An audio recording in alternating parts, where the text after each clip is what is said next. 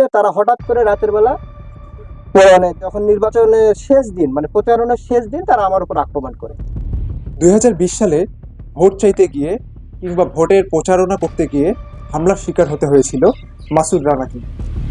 কেন এই হামলার শিকার হতে হয় তাকে? যদিও বা গণতান্ত্রিক রাষ্ট্রে যে কারোরই অধিকার রয়েছে দলমত নির্বিশেষে ভোট চাওয়ার কিংবা ভোট প্রদানের। ভোটাধিকার জনগণের মৌলিক অধিকার। বাংলাদেশের সংবিধানে এই মৌলিক অধিকারের কথা নিশ্চিতভাবে উল্লেখ করা হয়েছে, কিন্তু বিগত সময়কালে যেন এই অধিকার হারিয়ে ফেলেছিল এদেশের জনগণ। দর্শক, বর্তমানে আমি যে স্থানটিতে দাঁড়িয়ে আছি, 2020 সালের বদরগঞ্জ পৌরসভা নির্বাচনে ভোট চাইতে গিয়ে আক্রমণের শিকার হতে হয় মাসুদ রানাকে। দর্শক, আমরা এই মুহূর্তে উপস্থিত হয়েছি রংপুর জেলার বদরগঞ্জ উপজেলার 8 নং ওয়ার্ডের হলিসাইল স্কুলের সামনে থেকে। আপনাদের সাথে আছি আমি রিফাইত ইস্তেক হৃদয়। চলুন তাহলে জেনে আসা যাক মাসুদ রানার মুখ থেকে বিস্তারিত। তো চলুন তার কাছ থেকে জেনে আসবো যে কি ঘটেছিল সেদিন। আপনার নাম পরিচয়? যে আমি মোহাম্মদ মাসুদ রানা। আমি দীর্ঘদিন ধরে বিএনপি রাজনীতির সঙ্গে জড়িত। গত নির্বাচন বলতে পৌরসভার যে নির্বাচন হয়েছিল সেখানে স্বতন্ত্র প্রার্থী এম অধ্যাপক এম আজিজুল হক, উনি নারকেল গাছ মার্কা নিয়ে নির্বাচন করেছিল।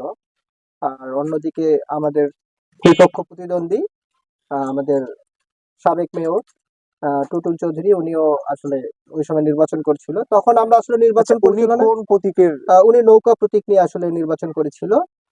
তো আমরা ওই সময় আমি নারকেল গাছ অর্থাৎ আজিজুল প্রফেসরের পক্ষে নির্বাচনী প্রচারণা চালাই। এখন নির্বাচনী প্রচারণা চালানোর পক্ষে তখন হয়তো যে কোনো কারণে হোক জনপ্রিয়তার তুঙ্গে উঠে যায় আজিজুল প্রফেসর। আমি 8 নম্বর ওয়ার্ডের দায়িত্বপ্রাপ্ত ছিলাম। 8 নম্বর ওয়ার্ডের নির্বাচনী পরিচালনা কমিটির আজিজুল প্রফেসরের আহ্বায়ক ছিলাম।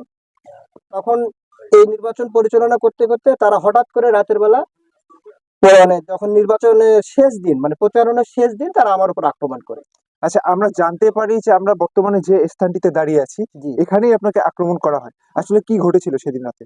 এখানে আমাকে আসলে আক্রমণ করা হয়। আমি হঠাৎ করে এখানে মোটরসাইকেল নিয়ে আমি আমার বাসায় যাচ্ছি। আমার বাসা এখানেই।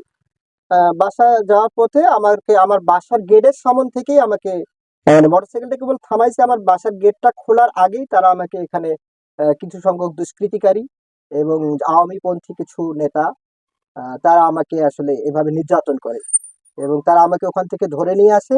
এই জায়গায় বসে তারা বিভিন্ন ধরনের মারধর করে এবং তারা আমার উপর এক অকথ্য ভাষায় গালিগালাজ এবং নির্যাতন করে।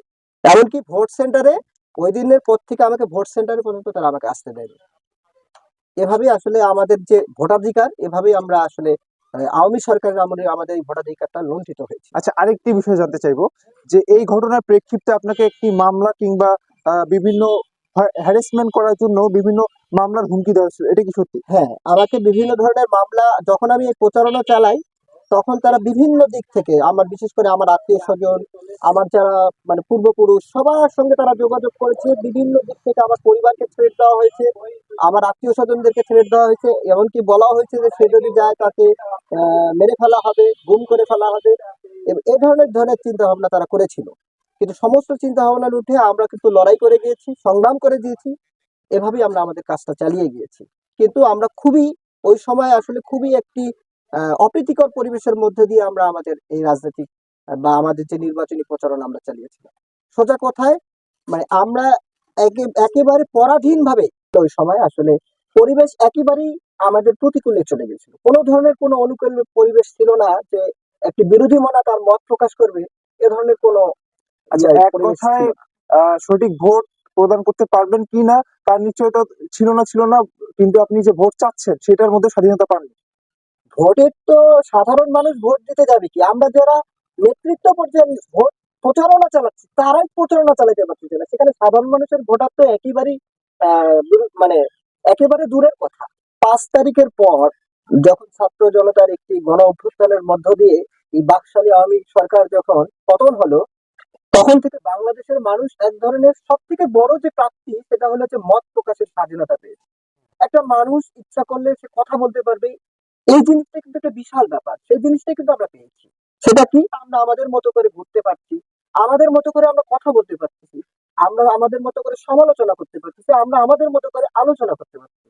একটা সময় ছিল আমরা চায়ের দোকানে বসে আলোচনা করতে পারতাম না। কি দেখুন এখন কিন্তু সেই জিনিসটা আমরা পেয়েছি।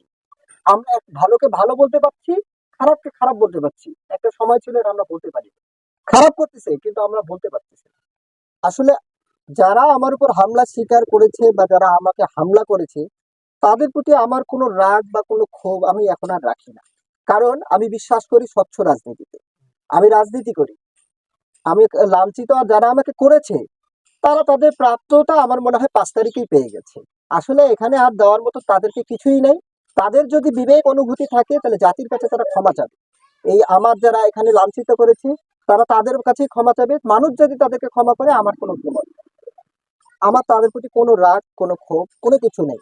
আমি চাই সবাই মিলে মিশে একটি সুন্দর আমার এই ওয়ার্ডটা, বিশেষ করে ৮ নম্বর এই পৌরসভার ওয়ার্ডটা একটি সুন্দর একটি ওয়ার্ড হবে যেখানে সবাই স্বাধীনভাবে আমার মতো বা আমার দলের মতো হতে হবে এমন নয়। যে যে চিন্তায় বিশ্বাস করে সে যেন সেভাবেই কাজ করতে পারে।